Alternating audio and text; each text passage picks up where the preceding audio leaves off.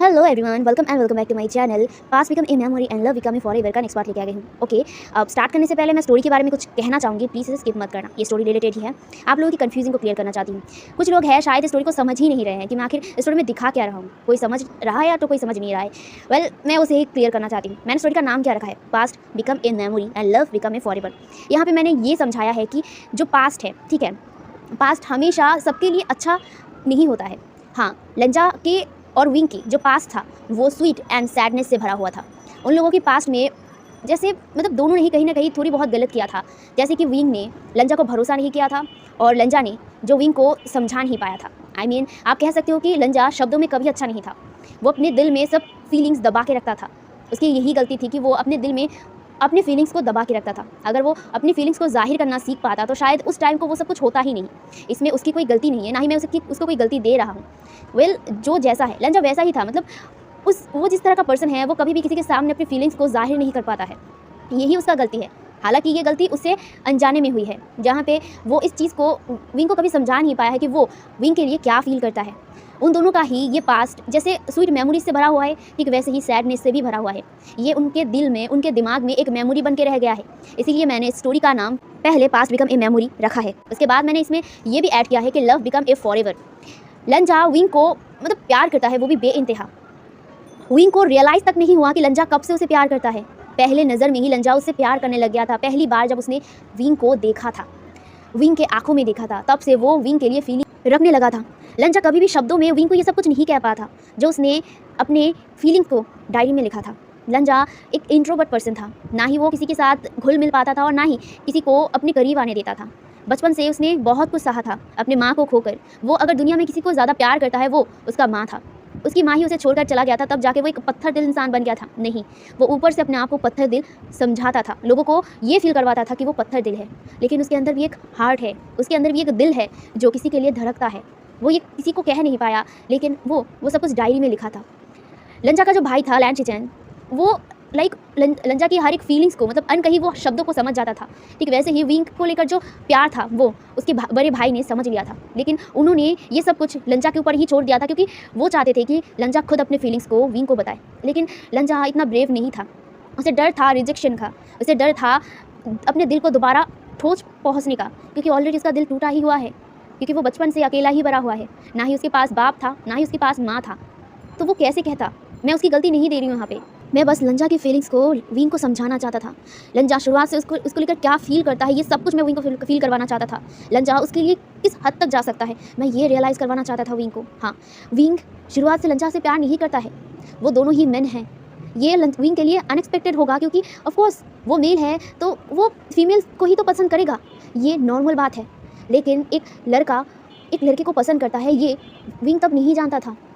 लंजा के लिए विंग के मन में तब कोई फीलिंग्स नहीं था, लेकिन धीरे धीरे उसके मन में लंजा के लिए एक अलग सा फीलिंग्स डेवलप होने लगा था, जो शायद विंग खुद ही नहीं जानता था कि आखिर ये फीलिंग्स है क्या, दोस्ती का या फिर कुछ और। ये वो नहीं जानता था। वो हमेशा लड़कियों के साथ फ्लर्ट करता था क्योंकि ऑफ कोर्स वो मैन है तो वो लड़कियों के साथ ही ज़्यादा अफेक्शन दिखाएगा, लेकिन उसने कभी नहीं सोचा था कि वो कभी भी फीलिंग्स लंजा के लिए रखेगा, एक मैन के लिए। ये आसान नहीं है। हम हमारे समाज में रहते ज़रूर है, लेकिन अभी भी कुछ लोग हैं जो LGBT को सपोर्ट नहीं करते हैं। मैं यही रियलाइज़ करवाना चाहता था कि प्यार प्यार होता है, प्यार में मेल फीमेल नहीं देखा जाता है। लंजा किस तरह से सिर्फ विंग को प्यार करता है। लंजा बचपन से ही किसी लेडीज़ को लेकर अफेक्शन नहीं दिखाता था और ना ही लेडीज़ के ऊपर कोई इंटरेस्ट था उसे सिर्फ इंटरेस्ट था तो सिर्फ विंग के लिए था, जो मैं स्टोरी में दिखाना चाहता था। शायद मैं उतना अच्छा एक्सप्लेनर नहीं हूँ, लेकिन मैं कोशिश कर रहा था कि मैं यहाँ पे लंजा की फीलिंग्स को विंग को रियलाइज़ करवा दूँ कि विंग के लिए लंजा ने क्या क्या किया है, विंग को बचाने के लिए उसने क्या क्या किया है। जहाँ पे ये जानने के बाद विंग का फीलिंग्स, विंग जो अपने मन में सब कुछ इतना दबा के रखता था, अपने मन को ये समझाता था कि ये सिर्फ फ्रेंडशिप है, वो ये टूट जाए, उसकी ये थिंकिंग, उसकी ये सोच टूट जाए और वो रियलाइज़ करे कि वो प्यार करता है लंजा से। बस मैं ये रियलाइज़ करवाना चाहता था इस स्टोरी में, इसीलिए मैंने स्टोरी का नाम लास्ट में लव बिकम ए फॉरएवर रखा है। लंजा का प्यार फॉरएवर है, मरने के बाद भी है, ज़िंदा रहने के बाद भी है। बस मैं इसलिए इसका नाम ये रखा था। कुछ लोग इस चीज़ को समझ नहीं पा रहे हैं क्योंकि ऑफकोर्स मैं अच्छा एक्सप्लेनर नहीं हूँ, तो मैं अच्छे से एक्सप्लेन नहीं कर पा रही हूँ। खैर, मैं बस इस स्टोरी का मीनिंग बता रहा था। अब चलिए स्टोरी के अंदर जाते हैं। अब आगे क्या होगा हम लोग स्टोरी में देखेंगे। तो पिछले पार्ट में हमने देखा था विंग को पता चला था कि आखिर वो जिंदा कैसे हुआ है। विंग को शुरुआत से यही सवाल था कि आखिर वो जिंदा कैसे हुआ है, उसे जिंदा किसने किया है, वो तो मर गया था ना। आज उसी सवाल का जवाब उसे मिल गया था। उसे बचाने वाला लंजा था, उसका प्यार। हाँ, अब वो अपने दिल में सोच चुका था कि वो अपने दिल को मना चुका था। ऑफ कोर्स उसका दिल जो वो बार बार बोल रहा था कि ये सब फ्रेंडशिप है, ये सब फ्रेंडशिप है, नहीं, ये फ्रेंडशिप नहीं है, फ्रेंडशिप से भी बढ़कर है, ये प्यार है, जो वो रियलाइज़ कर चुका था। जहाँ पे वो यही सोच कर अपनी आंखों से सिर्फ आंसू बहा रहा था, जहाँ पे उसके सामने वही लेडी बैठी हुई थी, जहाँ पे उसने स्टोरी बता दिया था कि आखिर लंजा ने क्या क्या किया था विंग को बचाने के लिए। हम लोगों ने लंजा के पॉइंट ऑफ व्यू से भी लंजा की स्टोरी को देखा है, जहाँ पे हम लोग सिर्फ विंग के लिए लंजा का अफेक्शन, लंजा का प्यार देखा है। अब बाकी स्टोरी तो लंजा खुद बताएगा। तो अभी हमें विंग का दिखाया जाता है। विंग अभी भी वहीं पर बैठा हुआ था, बस वो रो रहा था। दूसरी तरफ वो लेडी विंग को रोने दे रही थी। विंग जो अपनी दिल में इतने दिनों से इतनी समय से जो दुख अपने अंदर वो पोंछ कर रखा था ना, वो अब धीरे धीरे जैसे बाहर आ रहा था। उसे बहुत ज़्यादा रोना आ रहा था, बहुत ज़्यादा। उसे रियलाइज़ हो रहा था कि लंजा उसे किस तरह प्यार करता है, और वो एक स्टूपिड है कि वो समझ ही नहीं पाया कि लंजा उसे प्यार करता है। वो महसूस कर चुका था कि वो लंजा को प्यार करता है, लेकिन इसका क्या फ़ायदा। जिसे वो प्यार करता है अब वो उसे बता भी तो नहीं सकता है, क्योंकि उसके पास उसका लंजा नहीं है। उसका लंजा उसे छोड़कर चला गया है। यही सोचकर वो सिर्फ रो रहा था। अपने दर्द को जो इतने दिनों से अपने मन में पोंछ कर रखा था, अपने मन में दबा के रखा था, आज उसकी आंखों से बह रहा था। अब समझ पा रहा था कि उस टाइम को उसे जो फील हो रहा था वो फ्रेंडशिप नहीं था, वो प्यार था। वो फ्रेंडशिप से बढ़कर था। वो लंजा से प्यार करता था। जब भी वो लंजा को देखता था उसके दिल को सुकून मिलता था, लेकिन वो समझ नहीं पाया था कि आखिर ये फीलिंग्स क्या है। लेकिन आज उसके पास जवाब है कि हाँ, ये प्यार है। लेकिन वो ये किससे बताए? जिससे वो प्यार करता है वही तो उसके पास नहीं है। आज वो इंसान उसे छोड़कर चला गया है। यही सोचकर वो अपने आप को अब रोक नहीं पा रहा था। वो वहीं पर फूट फूट के रो रहा था। दूसरी तरफ याओशी सिर्फ विंग को देख रही थी। वो उसको मन का हल्का करने का टाइम दे रहा था, जहाँ पे विंग बहुत देर तक रोने के बाद अपने आप को शांत करता है, अपनी आंखों के आंसू को पोंछता है और वो कहता है, मैं आज रियलाइज़ कर चुका हूँ कि मैंने ज़िंदगी में एक बड़ी गलती किया है, अपने लंजा को विश्वास ना कर। आज मुझे रियलाइज़ हो चुका है कि मैं उसे प्यार करता हूँ, लेकिन मैं अब ये उसे बता भी नहीं पाऊँगा। जहाँ पे याओशी कहता है, शांत हो जाओ विंग, हंगुन जुन तुमसे बहुत ज़्यादा प्यार करते हैं। वो कभी नहीं चाहेंगे कि तुम इस तरह रो उनके लिए। वो चाहते थे कि तुम खुश रहो अपने लाइफ में। जो भी दर्द तुमने पास्ट में झेला था वो सब कुछ तुम भूल कर अपनी ज़िंदगी को नए तरीके से शुरुआत करो, अपनी ज़िंदगी को नए तरीके से स्टार्ट करो। वो ये चाहते थे। तो इस तरह मत रहो, वरना हंगुन जुन को भी बुरा लगेगा। जब ये सुनकर विंग कुछ नहीं कहता। उसके पास अब कोई शब्द नहीं थे, कुछ कहने का कोई भी शब्द नहीं था। जहाँ पे याओशी कहता है, मास्टर वी, मुझे आपसे और एक चीज़ कहना है। जहाँ पे ये सुनकर विंग कहता है जहाँ पे याओशी कहता है, हंगुन जुन ने आपको बचा लिया था, एंड हंगुन जुन का कोर बहुत ज़्यादा स्ट्रॉन्ग था। तो वो आपको बचाने के टाइम पर भी उन्हें सिर्फ थोड़ा सा वीकनेस फील हुआ था। उनके कोर पे सिर्फ थोड़ा सा इफेक्ट किया था, जिस वजह से वो थोड़ी देर के लिए सिर्फ कमज़ोर बनी थी। इस प्रोसेस को करने के बाद मैंने उनको ये कह दिया था कि अब वो कुछ दिनों से अपने स्पिरिचुअल पावर इस्तेमाल ना करें, वरना उनके लिए थोड़ा सा मुश्किल हो सकता है। क्योंकि उन लोगों ने हंगुन जुन और याओशी मिलकर जब वो लोग ये प्रोसेस कर रहे थे ना, तो उनको उनके कोर की जो स्पिरिचुअल पावर थी वो बहुत मात्रा में इस्तेमाल किया गया था, जिस वजह से वो कोर थोड़ा सा इफेक्ट किया था। ऐसा नहीं कि कोर डैमेज हो गया था, कोर सिर्फ इफेक्ट किया था, जिस वजह से कुछ दिन तक वो कोर को हील कर रहे थे। उसके बीच ही मुझे ये पता चला था कि हंगुन जुन का डेथ हो गया था। इस मिस्ट्री को बस आप ही खुल सकते हैं मास्टर वे। मुझे जितना पता है कि हंगुन जुन इतना कमज़ोर तो नहीं बन गई थी कि वो बस उनकी डेथ हो जाएगी। जहाँ पे ये सुनकर विंग कहता है, मैं समझ गया हूँ कि इसमें लंजा को किसी ने जानबूझकर मारने की कोशिश किया है, जानबूझकर उसको इस दुनिया से हटाया है। बस एक बार मैं कंफर्म हो जाऊं कि इस सपने वही है, उसके बाद तो मैं इसे छोड़ूंगा नहीं। उसे वैसा ही दर्द दूंगा जैसा मेरे लंजा ने दर्द सहा है, उसकी जान लेकर। ये कहकर वो गुस्से में लिटरली उसके हाथ की जो मुट्ठी थी वो टाइट हो गई थी। उसका ऑरा ही एकदम डार्क था। जहाँ पे याओशी को ये समझ आ रहा था, जहाँ पे याओशी अपने मन में कहता है, मास्टर भैया आपको अब सब कुछ खुद बाहर निकालना होगा। मैं अब आपको कुछ नहीं कह सकता, अभी के लिए तो नहीं। बस समय आने दीजिए, मैं सब कुछ आपको बताऊँगा। कुछ है जो आपको जानना ज़रूरी है, बस थोड़ा इंतज़ार कीजिए। जब मैं खुद कंफर्म हो जाऊँगा तब मैं आपको बताऊँगा। जहाँ पे वो ये मन में कहता है, दूसरी तरफ विंग उस टेबल से उठता है और वो कहता है, मैं जा रहा हूँ, और हाँ, आपका शुक्रिया मुझे हेल्प करने के लिए। जहाँ पे ये सुनकर याओशी नोट करता है, जहाँ पे विंग उस क्वार्टर से निकल जाता है। क्वार्टर से निकलने के बाद वो डायरेक्ट एक इन में आता है। वो पहले वहाँ पे एक रूम बुक करता है, उसके बाद वो अपने रूम में जाता है। जाने के बाद वो बैठकर किसी का इंतज़ार करने लगता है। हाँ, उसने किसी को यहाँ पे बुलाया है अर्जेंटली, इसीलिए वो इंतज़ार कर रहा था उस इंसान का। वो पहले उस इंसान का इंतज़ार करते करते ही वो पहले फ्रेश होता है। फ्रेश होकर खाना खाता है। खाना खाकर वो टेबल पर ही बैठा हुआ था। कुछ देर बाद उसके रूम का डोर नॉक होता है। विंग तुरंत उठता है और वो डोर ओपन करता है। वहाँ पे सामने वाला इंसान को देखकर जो विंग था, विंग उस इंसान के कॉलर को पकड़कर अंदर घुसाता है। उसके बाद वो डोर का दरवाज़ा लगा देता है और वो डायरेक्ट पीछे मुड़ता है। सामने जो इंसान था वो डर रहा था, लिटरली वो एकदम काँप रहा था, और वो कपाते वॉइस के साथ ही कहता, मास्टर भाई क्या हुआ, आप ऐसे मुझे क्यों देख रहे, गुस्सा क्यों हो रहा है, मैंने क्या कुछ किया है? जहाँ पे ये सुनकर विंग उस इंसान के पास जाता है, उस इंसान का गला टाइटली पकड़ लेता है और वो कहता है, सच सच बताओ नहीं हुसैन, लंजा को किसने मारा है? सच बताओ। मैं पहले से ही जानता हूँ कि तुम्हें कुछ ना कुछ ज़रूर पता है, तो तुम्हें ये ज़रूर पता होगा कि लज्जा को किसने मारा है। लज्जा यूँ ही नहीं मर सकता है, वो एक अच्छा कल्टीवेटर है और मैं अच्छी तरीके से अपने लज्जा को जानता हूँ। सच सच बताओ, वरना मैं आज तुम्हें यहीं पे मार दूँगा। जहाँ पे ये सुनकर नी हुसैन, हाँ, वो नी हुसैन था, वो अपने गले को मतलब विंग के हाथों से छुड़ाने की कोशिश करते हुए कहता है, मास्टर भाई मेरी बात को सुनिए, मैं नहीं जानता, मैं नहीं जानता। इस ये सुनने के बाद ना लिटरली विंग को और भी ज़्यादा गुस्सा आ गया और वो और भी टाइटली मतलब नी हुसैन के गले को पकड़ लेता है और वो कहता है, इस बार अगर तुम नहीं बताए ना, मैं तुम्हें यहाँ से ज़िंदा वापस नहीं जाने दूँगा। मैं ईलिंग पे हत्याक हूँ। मैं अच्छे लोगों के लिए अच्छा और बुरे बुरे लोगों के लिए इतना बुरा बन सकता हूँ कि तुम समझ भी नहीं सकते और सोच भी नहीं सकते कि मैं किस लेवल का बुरा हूँ नी हुसैन। मैं अच्छे से पूछ रहा हूँ तो जवाब दो मुझे। जहाँ पे नी हुसैन अपने गले को पकड़ते हुए कहता है, मास्टर भाई ठीक है, मैं बताता हूँ, प्लीज़ मुझे छोड़िए। जहाँ पे तब जाके विंग अपने हाथों को छोड़ता है, मतलब उसके गले से अपना हाथ हटाता है और वो नी हुसैन की तरफ बहुत ही गुस्से में देखता है। नी हुसैन जो अपने गले को पकड़कर खांस रहा था, उसका जो पैर है ना वो काँप रहा था लिटरली, क्योंकि विंग इतना ज़्यादा गुस्से में बात कर रहा था, उसका तो जैसे पसीना ही निकल रहा था। जहाँ पे वो खांसते हुए कहता है, मास्टर भाई मैं सच बता रहा हूँ, मैं नहीं जानता हूँ। मैं बस ये कहकर वो चुप हो गया था। जहाँ पे विंग जो अब मतलब उसकी ये बकवास बातें तो बिल्कुल भी नहीं सुनने वाला था, वो दोबारा उसके गले को पकड़ते हुए कहता है, नी हुसैन ये मेरा लास्ट वार्निंग है, बस सच नहीं बताए ना तो मैं तुम्हें सच में मार दूंगा नी हुसैन। जहाँ पे नी हुसैन इस बार विंग के हाथों को अपने गले से हटाते हुए कहता है, मास्टर भाई मैं सच बोल रहा हूँ, मैं सिर्फ अंदाज़ा लगा सकता हूँ और कुछ नहीं कि इसमें किसका हाथ है, लान बांजी को किसने मारा है, बस मैं डाउट कर सकता हूँ और मैं अंदाज़ा लगा सकता हूँ, मेरे पास कोई प्रूफ है नहीं, तो मैं कैसे बताऊँ आपको। जहाँ पे ये सुनकर विंग कहता है, कौन, किसके ऊपर तुम डाउट कर रहे हो। जहाँ पे जो नी हुसैन था, नी हुसैन वो मतलब थोड़ी देर एकदम साइलेंट रहता है, उसके बाद कहता है, मैं जिन गोंगियाओं के ऊपर शक कर रहा हूँ और शक करने का भी रीज़न है मेरे पास। तुम्हें पता है ना कि मुझे मेरे भाई का तलवार मिला था बख्शिया, उसके बाद वो बख्शिया मुझसे चोरी हो चुका था। हाँ, वो बख्शिया मुझसे चोरी हो चुका था और मैं इसे लेकर परेशान थी। मैं बताने वाला था एल्डर्स को कि मुझे बख्शिया मिल गया है, उसे प्रोटेक्टिवली रख देना, लेकिन उससे पहले ही वो बख्शिया चोरी हो चुका था। इसका भी रीज़न है जो मैं आपको बताना चाहता था, लेकिन मेरे पास सही टाइम और सही प्रूफ नहीं था, मैं कैसे बताता। और सबसे बड़ी बात, ज़ेबुज़ुन वहाँ पे थे। अगर मैं उनके सामने ये सब कुछ बताता वो बिल्कुल भरोसा नहीं करते मेरा, क्योंकि वो स्वॉर्न ब्रदर है जिन गोंगियाओं का। अगर मैं उसके सामने ही उनके स्वॉर्न ब्रदर के बारे में मैं ये सब कुछ कहूँगा तो वो मानेंगे नहीं, इसीलिए मैं चुप था। मैं प्रूफ ढूंढ रहा था इतने दिनों से, ये सब कुछ विंग सुन रहा था। जहाँ पे जो नी हुसैन था, नी हुसैन अपने आप को शांत करता है लिटरली, वो भी थोड़ा सा फ्रस्ट्रेटेड और गुस्सा हो गया था। जहाँ पे वो शांत होकर टेबल पर जाकर बैठ जाता है, विंग भी वहाँ पे आकर बैठ जाता है। यहाँ पे नी हुसैन कहता है, तो सुनिए मुझे क्यों डाउट है, मुझे मेरे भाई का तलवार बख्शिया हीलिंग के डार्क गुफा में मिला था। आपको तो पता ही है ना डार्क गुफा के बारे में।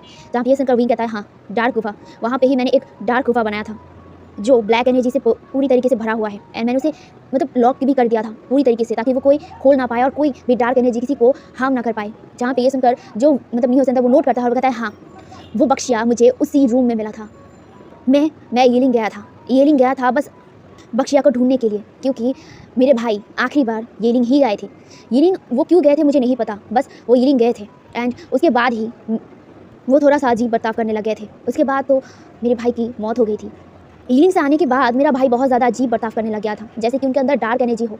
आपको पता होगा कि लैन शिचेन ने जो नी मिंजे था, मेरे भाई के डार्क एनर्जी को और मन को शांत करने के लिए एक गूजिन प्ले करते थे। गूजिन में एक म्यूज़िक प्ले करते थे जो मन को रिलैक्स करता है, अपने आप में कंट्रोल मतलब करने में हेल्प करता है। लैन शिचेन वो अपने मतलब मेरे भाई के लिए प्ले करते थे, लेकिन जब से मिंग याओ उस गोचिंग को प्ले करने लग गया था, मेरे भाई में बहुत चेंजेस आ गए थे। वो बहुत ज़्यादा ही मतलब नाराज़ रहने वाले, बहुत ज़्यादा चिड़चिड़ापन, बहुत ज़्यादा ही डिस्टर्ब थे अपने माइंड से।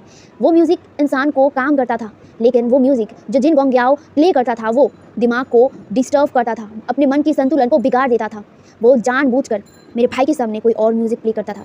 यहाँ पे ये सुनकर विंग शॉक, जहाँ पे मतलब जो न्यूज़ था वो कहता है, हाँ मुझे ये पता चल गया था। उसके बाद मुझे डाउट हुआ था कि जो मतलब उसका भाई है, उसके मेरे भाई की मौत के बाद बख्शिया अचानक गायब कहाँ हुआ। जहाँ पे मैंने बख्शिया को बहुत ज़्यादा ढूंढा था। इनफैक्ट कल्टिवेशन के जितने भी एल्डर्स थे वो सब ने बख्शिया को ढूंढा है, क्योंकि उनको पता है कि बख्शिया कितना ज़्यादा ताकतवर है।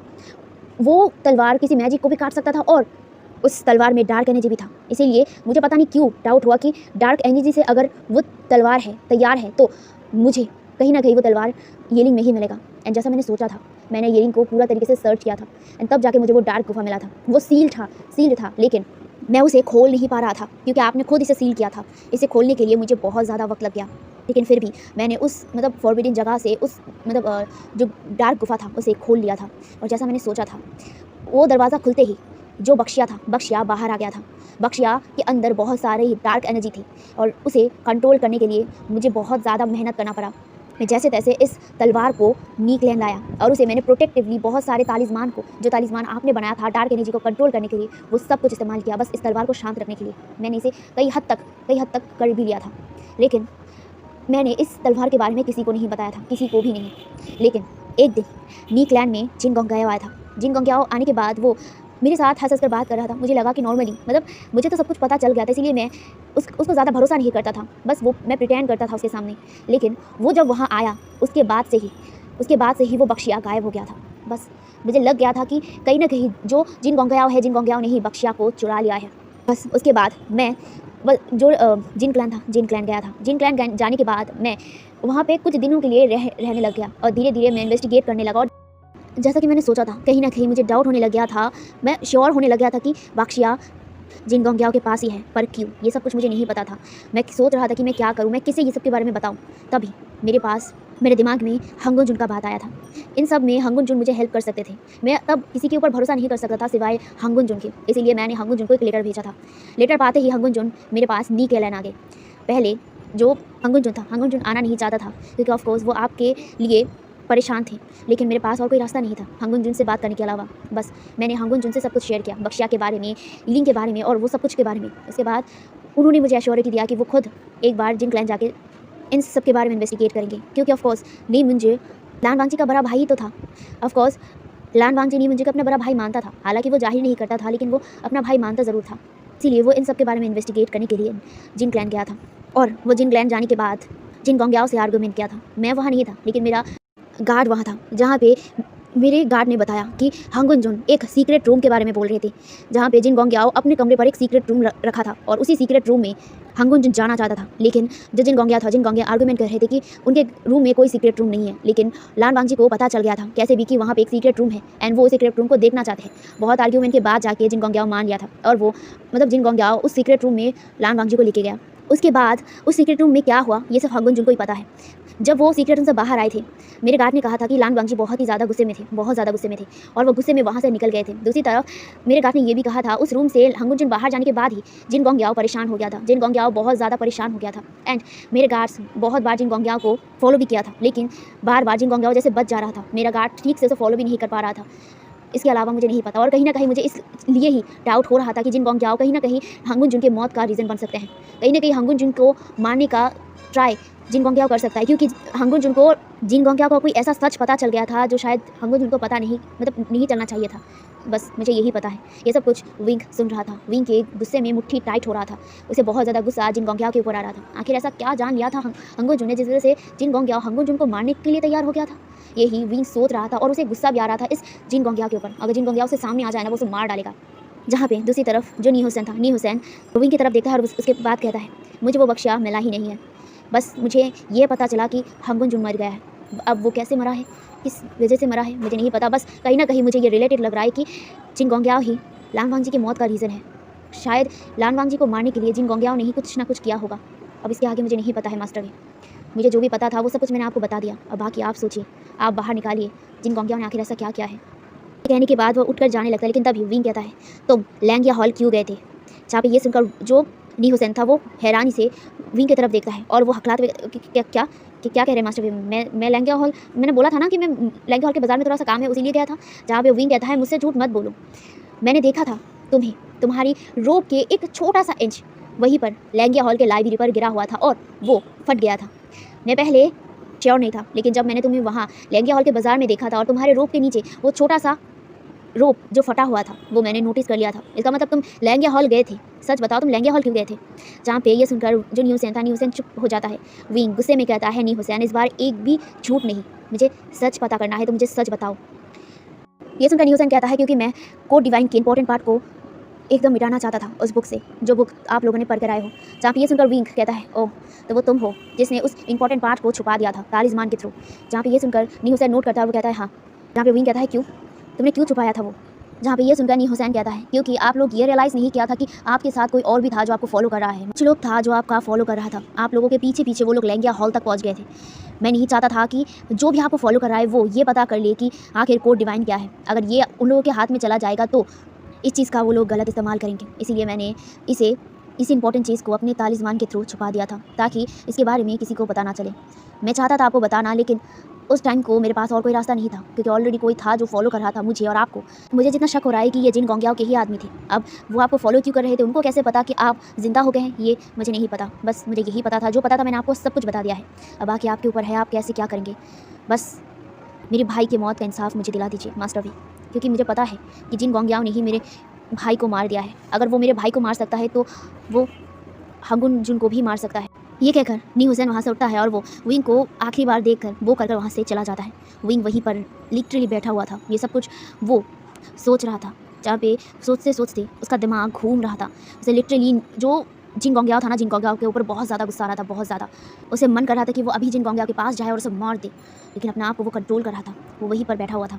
विंग अपने रोप के अंदर से वही डायरी निकालता है और वही जो जेट टसल था उसे भी निकालता है और वो उन दोनों को देखने लगता है, उन दोनों चीज़ों को टच करने लगता है और उसे अगेन रोना आ रहा था।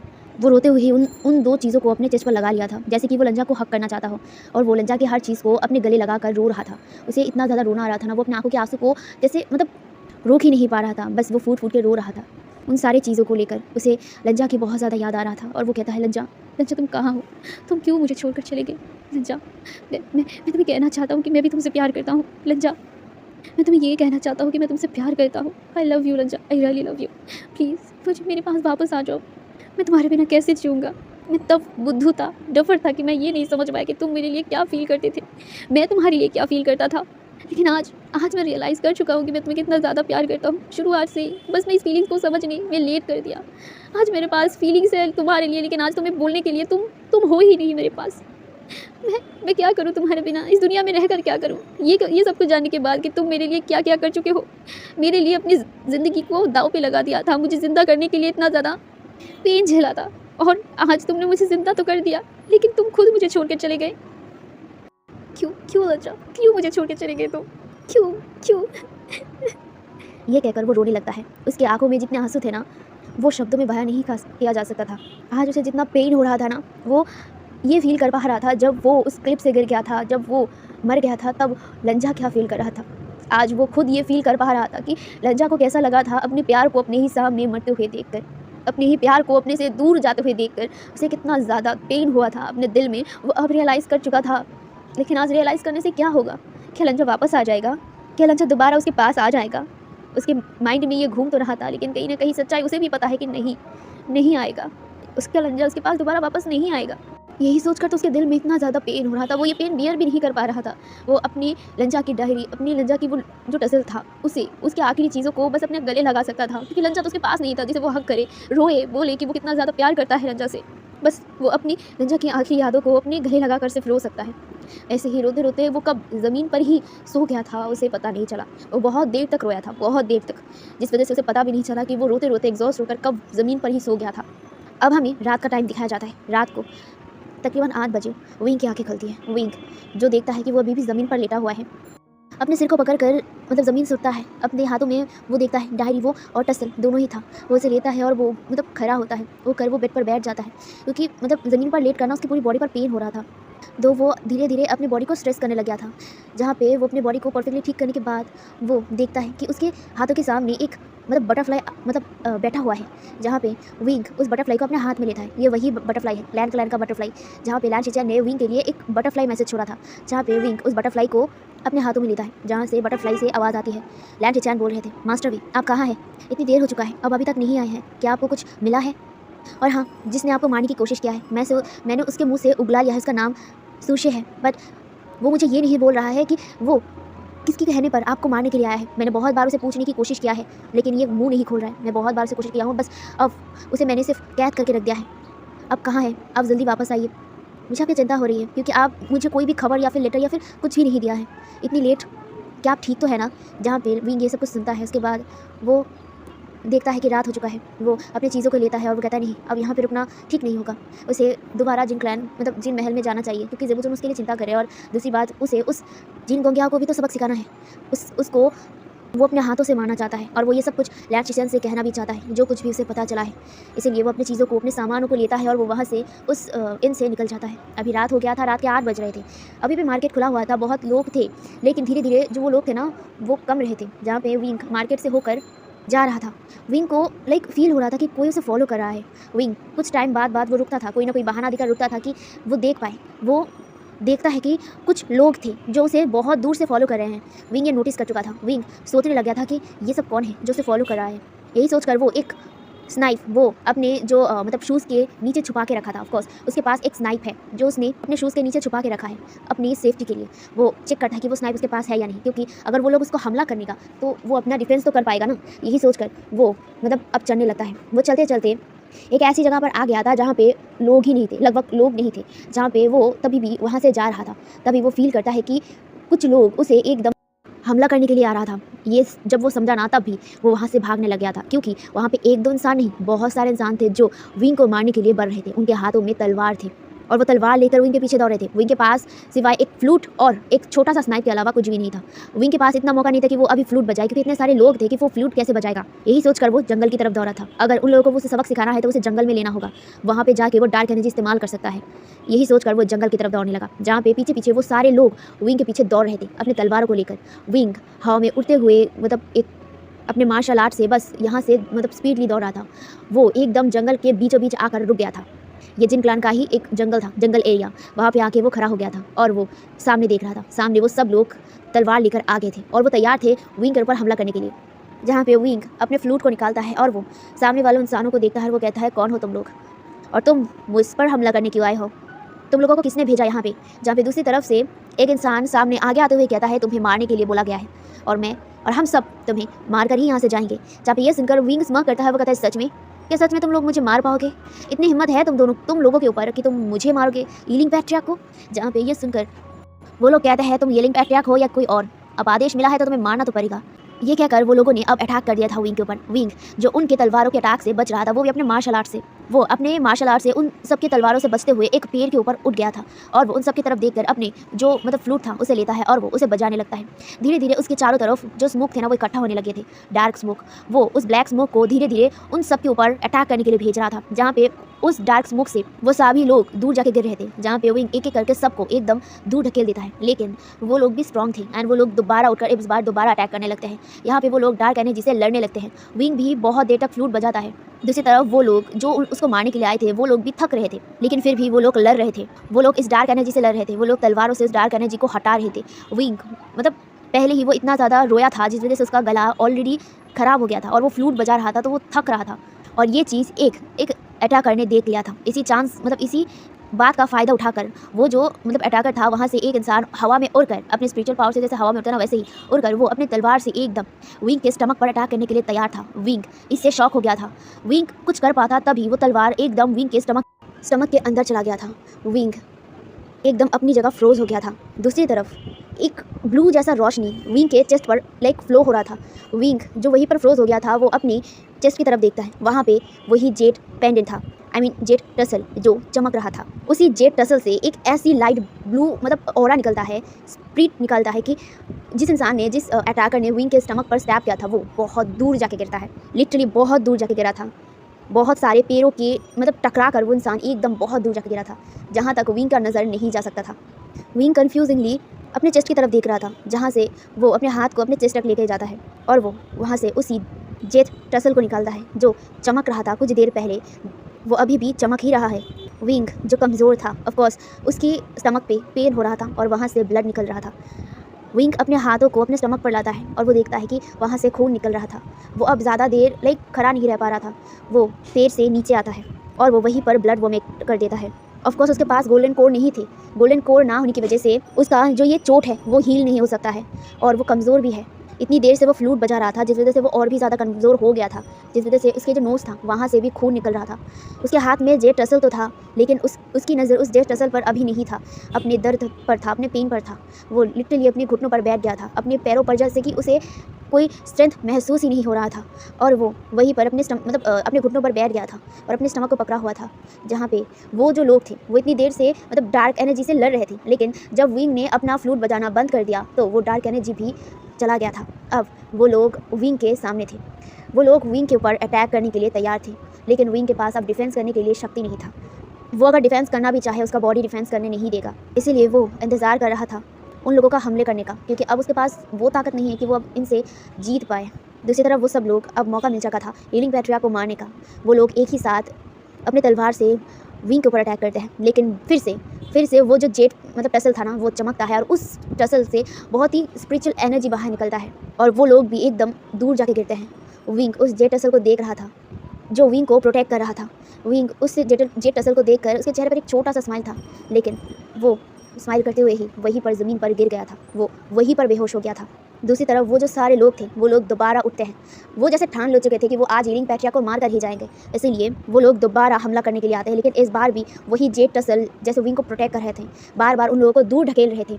लेकिन कितनी देर तक, ज़्यादा देर तक वो टसल भी उसे प्रोटेक्ट नहीं कर पा रहे थे। वो लोग दोबारा विंग के ऊपर हमला करते हैं। एक इंसान ने दोबारा विंग के स्टमक पर अटैक कर दिया था। वो जो जेट टसल था वो अब ग्लो धीरे धीरे कमा चुका था। दूसरी तरफ एक अंधेरे कमरे पर एक इंसान जो अपनी आँखों को खोलता है, उसके हाथ हिलने लगते हैं, उसकी पैर भी हिलने लगता है। धीरे धीरे वो इंसान अपने बॉडी को मतलब हिला रहा था, अपने आप को हिला रहा था। ये देखकर उसी कमरे पर एक लेडी दौड़ कर आता है और वो देखता है। वो लेडी शॉक हो गई थी और वो वहीं पर एकदम फ्रोज़ खड़ी थी। वो अपने सामने ये इम्पॉसिबल चीज़ को होते हुए देख रहा था। दूसरी तरफ वो जो इंसान लेटा हुआ था बेड पर, वो पूरी तरीके से अपनी आँखों को खोल लिया था।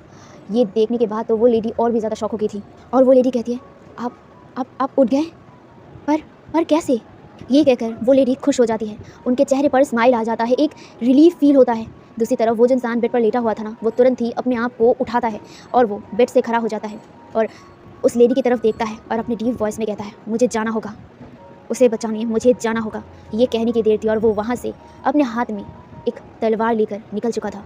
वो लेडी पहले हैरान हो गई थी, जहाँ पे वो कंफ्यूज थी, लेकिन उन्होंने भी नोट किया था और वो भी अपना तलवार लेकर उस इंसान के पीछे जा रहे थे। वो लेडी उस इंसान के पीछे पीछे जंगल की तरफ आ गया था। वो लेडी और कोई नहीं, याओशी थी। याओशी के साथ एक इंसान था जो जंगल की तरफ जा रहा था बहुत ही तेज़ी से, जहाँ पे याओशी भी अपने तलवार से उड़ते हुए एकदम जंगल के बीच में आ गया था। और जंगल के बीच में आकर वो देखता है कि कुछ लोग हैं जो वहाँ पे है और एक इंसान जो अभी ज़मीन पर एकदम घायल लेटा हुआ है। याओशी जब ज़मीन पर देखता है कि कोई एकदम घायल लेटा हुआ था, वो शॉक हो गई थी और वो कहता है, मास्टर वे। ये कहकर वो वहाँ पे दौड़ कर जाती है, जहाँ पे ऑलरेडी वो इंसान भी विंग के पास दौड़ कर चला गया था और वो विंग के सामने बैठ गया था, विंग को अपनी गोद में लेकर। दूसरी तरफ जो याओशी थी, याओशी भी विंग के पास आई थी, लेकिन वो नोटिस करते हैं कि कुछ लोग विंग के ऊपर अटैक कर रहे थे ना, वो लोगों को वो जो इंसान था जो विंग को अपने गोद में लिया हुआ था, उसने अपने स्पिरिचुअल पावर से दूर ढकेल दिया था एंड वो लोग एकदम दूर जाके गिरे थे। याओशी उन लोगों के सामने आकर मतलब खड़ा हो गया था, विंग और उस इंसान के सामने आकर खड़ा हो गया था और वो अपने तलवार से उन सब से लड़ने के लिए तैयार था। वो लोग ऑलरेडी घायल हो गए थे क्योंकि उस इंसान ने जो स्पिरिचुअल पावर फ्लो किया था, जिस वजह से वो लोग अपने अंदर आधी एनर्जी जैसे खत्म ही हो गया था। लेकिन फिर भी जितना पावर था उतने पावर से वो लोग उठते हैं। उठने के बाद वो याओशी के ऊपर हमला करने लगते हैं। याओशी ऑफ कोर्स एक अच्छा कल्टीवेटर था, उसका गोल्डन कोर इतना स्ट्रॉन्ग था कि इन सबको हैंडल करना उसके बाएं हाथ का खेल था। वो एक ही अपने तलवार के फ्लो पर सबको एकदम ज़मीन पर गिरा देता है। सब लोग वहीं पर मर जाते हैं, जहाँ पे याओशी अब पीछे मुड़ता है, जहाँ पे वो जो इंसान था उसने विंग को अपने गोद में उठा लिया था। याओशी उस इंसान से कहता है, इसे लेकर क्वार्टर पर चलते हैं। ये सुनकर उस इंसान ने नोट कर दिया था और वो उसे लेकर तलवार पर उड़ रहा था और याओशी भी अपने तलवार पर उड़कर वो लोग उसी क्वार्टर के सामने आ गए थे। याओशी के जो क्वार्टर है ना, वहाँ पे आ गया था और वो इस इंसान मतलब विंग को लेकर उस क्वार्टर के अंदर चला गया था और याओशी भी चला गया था। वो इंसान विंग को एक बेड पर लिटा दिया था। दूसरी तरफ याओशी कुछ दवाई बना रही थी जल्दी से जल्दी। वो जो इंसान था वो विंग के रोप को खोल देता है और वो विंग के स्टमक को देखता है, जहाँ पे ऑलरेडी मतलब ब्लीडिंग बहुत हो रहा था। वो इंसान बहुत ज़्यादा वॉरिड था, बहुत ज़्यादा। उसकी आंखों में आंसू थे, अपने अंदर अपने मतलब ऊपर बहुत ज़्यादा गुस्सा कर रहा था। उसकी मुट्ठियाँ कस गई थी विंग की ऐसी हालत देखकर। वो इंसान अपने सफ़ेद रोप को विंग के स्टमक पर रख देता है अपने ब्लड को रोकने के लिए और वो विंग के चेहरे को सहलाने लग गया था। कुछ देर बाद याओशी आती है और वो याओशी उस लेप को उस इंसान की तरफ बढ़ा देती है और वो कहती है, इसे लगा दो, वो जल्दी ठीक हो जाएगा। ये सुनकर उस इंसान ने नोट किया था और उस लेप को लेकर वो विंग के स्टमक पर लगाने लगा था बहुत ही केयरफुली। उसे लगाने के बाद वो विंग की तरफ देख रहा था, जहाँ पे याओशी जो इतनी देर से चुप थी और वो कहती है, ये कैसे हुआ? तुम कैसे दोबारा वापस आए? हंगुनजुन? जी हाँ, हंगुनजुन। ये और कोई नहीं, लान वांगजी था, द लाइट बियरिंग लॉर्ड, जो विंग को बचाने के लिए अपनी मौत से भी खिल गया था। आज वो विंग के सामने था और याओशी के सामने भी था। याओशी जो हंगुनजुन की तरफ देखता है और वो कहता है, इसका मतलब आप यहाँ से नहीं गए थे, आपका सोल यही था। लेकिन मैंने जब आपके सोल को ढूंढने की कोशिश किया तब तो आपका कोई भी सोल मुझे महसूस नहीं हुआ, क्योंकि मेरा जो सोल था वो इस जेट टसल में था। ये कहकर वो इस जेट टसल को दिखाता है और वो कहता है, ये टसल मैंने विंग के लिए बनाया था और ना चाहते हुए भी मेरा सोल इस टसल से कनेक्ट हो गया। मुझे पता भी नहीं कि मेरा बॉडी कहाँ था, बस मेरी मरने के बाद मेरी सोल इस टसल में आके रुक गया। मैं इस टसल से अपने आप को हटा नहीं पा रहा था, ना ही मैं इसे बाहर आ पा रहा था। मैं इतने सालों से इस टसल में ही बंदी था। ये सुनकर जो याओशी था, याओशी कहता है, और अब अब आप उस टसल से कैसे बाहर आए? मुझे नहीं पता, जो मैं इतने सालों से नहीं कर पा रहा था वो अचानक मैं अब कैसे कर लिया। बस मुझे सिर्फ विंग को बचाना था और मैं सोल होकर ज़्यादा कुछ नहीं कर पा रहा था। मेरे दिमाग में यही था। उसके बाद कैसे मैं अपनी बॉडी पर आ गया मुझे खुद नहीं पता। ये सुनकर जो याओशी था, याओशी कहता है, इसका मतलब ये प्यार का ताकत है।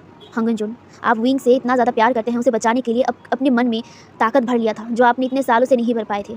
आपको उस टसल से बाहर निकलना है और विंग को बचाना है। यही सोचकर आपने आखिरकार उस टसल से बाहर निकल ही आए अपने प्यार को बचाने के लिए। जहाँ पे हंगन जुन कुछ नहीं कहता, वो विंग की तरफ देखता है। दूसरी तरफ याओशी कहता है, इसका मतलब मेरी इतनी सालों का मेहनत रंग लाया है। मैंने आपकी बॉडी को सिक्योरली यहीं पर छुपा के रखा था। मैं बस होप कर रहा था कि मैं आपके सोल को यहाँ पे वापस ला पाऊँ, लेकिन इतने सालों तक कोशिश करने पर भी आपका सोल मैं वापस नहीं ला पा रही थी। जहाँ पे ये सुनकर जो वांगजी था, वांगजी कहता है, आपको मेरा बॉडी कैसे मिला? जहाँ पे याओशी कहता है, लैंड क्लैन से। हाँ, मैं लैंड क्लैन से आपकी बॉडी को खुद लाया हूँ। मुझे जब पता चला था कि आपका मौत हो चुका था, मैं जैसे बिलीव ही नहीं कर पाया था। अब यहाँ से हम लोग एक फ्लैशबैक देखते हैं। याओशी तो जब पता चला था कि हंगन जुन का मौत हो गया था तो वो शॉक हो गई थी, वो हैरान भी थी, लेकिन ये सुनकर उसे बुरा भी लगा था। इसीलिए उसने तय किया था कि वो हंगन जुन को आखिरी बार देखने के लिए जाएगा। और विंग भी तो उनके पास था। विंग का सोल विंग की बॉडी पर था, लेकिन विंग होश में नहीं आ रहा था। और दूसरी तरफ ये न्यूज़ बॉम्ब की तरह मतलब याओशी के एकदम माथे पर जैसे गिरा था। याओशी तय करती है कि वो लैंड क्लैन जाएगी। एक बार वो हंगन जुन को अपनी आंखों से देखेंगे। क्या सच में वो विंग को जिंदा कर वो खुद कैसे मर सकते हैं? उनको ये बहुत ज़्यादा अजीब लगा, इसीलिए वो वहाँ से डायरेक्ट लैंड क्लैन गई थी। लैंड क्लैन में वांगजी का फ्यूनरल हो रहा था। वांगजी के फ्यूनरल के बाद वांगजी का जब ग्रेव बनाया गया था, वहाँ पे याओशी आई थी। वैसे याओशी के साथ एक और लेडी थी जिसके बारे में हम लोग बाद में जानेंगे। ये एक इंपॉर्टेंट पर्सन है। खैर, यहाँ पे याओशी और वो लेडी हंगन जुन के जो बॉडी था उसके पास आ गए थे, लेकिन वो उसे टच करने के लिए अलाउड नहीं थे, क्योंकि वहाँ पे बहुत सारे लैंड क्लैन के डिसाइपल्स थे, लैंड क्लैन के एल्डर्स थे और खुद ज़ेबुजुन थे। तो वो यहाँ पे लान वांगजी को चेक नहीं कर पा रहे थे। जो याओशी था, याओशी एक बार लान वांगजी की बॉडी को चेक करना चाहती है। क्या सच में लान वांगजी का डेथ हो गया था? वो समझ नहीं पा रही थी कि वो कैसे चेक करे। तभी वो जो लेडी याओशी के साथ आया था उसने कहा था, मैं इन सबको भड़काता हूँ, तुम लान वांगजी के बॉडी को चेक करो। ये सुनकर याओशी ने नोट कर दिया था और वो जो लेडी था वो उन सबको थोड़ी देर के लिए जस्ट भटकाया दिया था। और इसी का फ़ायदा उठाकर याओशी हंगन जुन की बॉडी को चेक करती है। उसके बाद उन्हें रियलाइज़ होता है कि हंगन जुन का सिर्फ सोल उनके बॉडी पर नहीं था, लेकिन बॉडी अभी भी स्पिरिचुअल एनर्जी दे रहा था।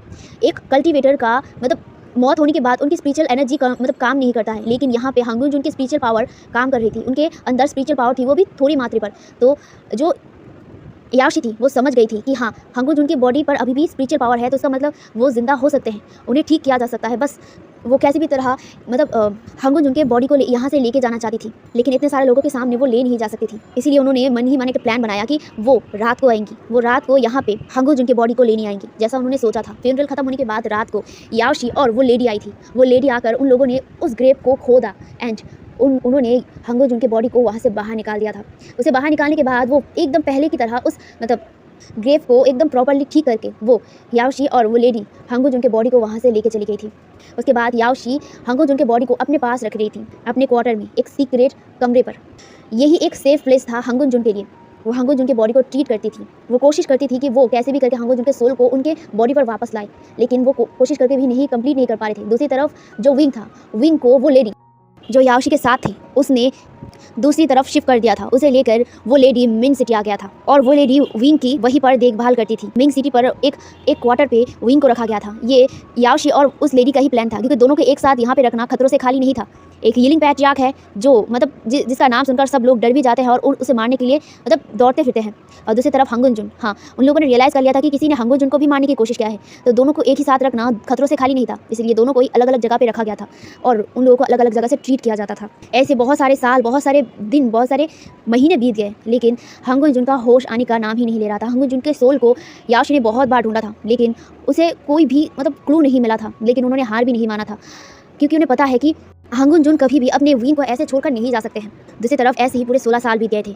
वो जो लेडी थी वो कभी कभी विंग को देखने के लिए आती थी, लेकिन बहुत ही कम आती थी, क्योंकि ऑफकोर्स वो जो लेडी थी वो जिंग क्लैन से थी। तो वो जिंग क्लैन से यहाँ मिन सिटी आती थी और बस विंग को एक बार चेक करके और वो दोबारा खाना पीना वहीं पर रखकर चला जाता था। अगर विंग होश में आए तो ये खाना वो खा सकता है, यही उम्मीद में। और फाइनली 16 साल बाद जाके विंग ने अपने आंखों को खोला था। उस लेडी को पता चल गया था कि विंग को होश आ गया। इसके बाद वो अब दोबारा उस मिन सिटी पर नहीं गया था, क्योंकि बाकी का रास्ता विंग को खुद चुनना था। और ये बात वो जो लेडी थी वो याओशी को बता दिया था। याओशी बहुत ज़्यादा खुश हुई थी, लेकिन हंगन जुन अभी भी होश में नहीं आए थे। वो अभी भी होप नहीं छोड़ रहे थे, लेकिन वो ये भी सोच रहे थे कि विंग तो होश में आ गया, आप कब होश में आएंगे, यही सोचे जा रहे थे। और यही चीज़ जो याओशी था, याओशी विंग को नहीं बताया था, क्योंकि वो खुद नहीं श्योर थी कि क्या हंगन जुन दोबारा वापस आएंगे। लेकिन आज वो पूरा हो गया। हंगन जुन अपने बॉडी पर वापस आ गया था और याशी को समझ आ गया था कि आखिर इतने दिनों तक जो हंगुन जुन का बॉडी मतलब सोल उन्हें क्यों महसूस नहीं हुआ, क्योंकि हंगुन जुन का जो बॉडी था वो एक टसल में कैद था। हंगुन जुन शायद ये नहीं जानते थे कि उनका बॉडी याशी के पास था और इसीलिए हंगुन जुन ज़्यादा मतलब फोर्स नहीं करते थे उस टसल से अपने आप को निकलने के लिए। लेकिन जब उन्होंने देखा, हंगुन जुन ने जब देखा कि उसका प्यार मुसीबत में है, तब जाके उन्होंने अपनी पूरी स्ट्रेंथ यूज़ किया था उस टसल से अपने आप को निकालने के लिए। एंड फाइनली वो अपने बॉडी पर आके आ गए थे एंड वो अपने प्यार अपने विंग को बचाए थे। वो ये समझ गई थी। अब फ्लैशबैक खत्म होता है और हमें हंगुन जुन और विंग का दिखाया जाता है। विंग जो अब धीरे धीरे अपनी आंखों को खोल रहा था, उसे अपने स्टमक पर अभी भी पेन हो रहा था। वो धीरे धीरे अपनी आंखों को खोलता है। उसके बाद वो ऊपर सीलिंग पर देखता है। वो देखता है कि वो किसी कमरे पर है। उसे अभी भी अपने स्टमक पर पेन हो रहा था। वो पहले अपने लेफ़्ट साइड देखता है जहाँ पे दरवाज़ा था जो लगा हुआ था। उसके बाद वो धीरे धीरे अपने सिर को लेफ़्ट साइड से घुमाता है, आई मीन राइट साइड घुमाता है। एंड घुमाने के बाद वो वहीं पर एकदम शॉकिंगली देखने लगता है। उसके साथ कोई लेटा हुआ था। वो उस इंसान को देखकर इतना ज़्यादा शॉक था कि उसके मुंह से कोई शब्द ही नहीं निकल रहे थे। धीरे धीरे उसकी जो शॉकिंग एक्सप्रेशन था वो धीरे धीरे रोने में बदल गया था। वो इमोशनली अपनी आंखों से आंसू बहा रहा था और वो धीरे से कहता है, लंचा। हे एवरीवन, तो आज का पार्ट मैं यहीं पर रखता हूँ। तो बताओ कैसा लगा आज का पार्ट और कैसा लगा आज का ये सरप्राइजिंग पार्ट, ज़रूर कमेंट में बताना। तो फाइनली यहाँ पे हंगुन जुन भी अपने बॉडी पर आ गए थे। वो दोबारा वी के पास आ गए थे। वो लोग फाइनली एक होने वाले हैं। वंगशन फॉरएवर एंड वंगशन ज़रूर एक होंगे। कल के पार्ट में हम लोग वंगशन मोमेंट देखेंगे जिसके लिए आप लोग कितना ज़्यादा इंतजार कर रहे थे। और एक और मिस्ट्री यहाँ पे रह गया है कि आखिर जिन गोंगयाओ ने हंगुन जुन को क्यों ही मारना चाहा, ये हम लोग कल के पार्ट में देखेंगे। शायद अब इस एफएफ का सिर्फ और 2 पार्ट रहे हैं, उसके बाद ये एफएफ खत्म। उसके बाद मैं न्यू एक वंगशन मॉडर्न एफएफ लेके आऊँगी। जल्दी मिलेंगे नेक्स्ट पार्ट में। अभी के लिए यही तक और जल्दी जल्दी कमेंट में बताना कि कैसा लगा आज का पार्ट। Bye bye.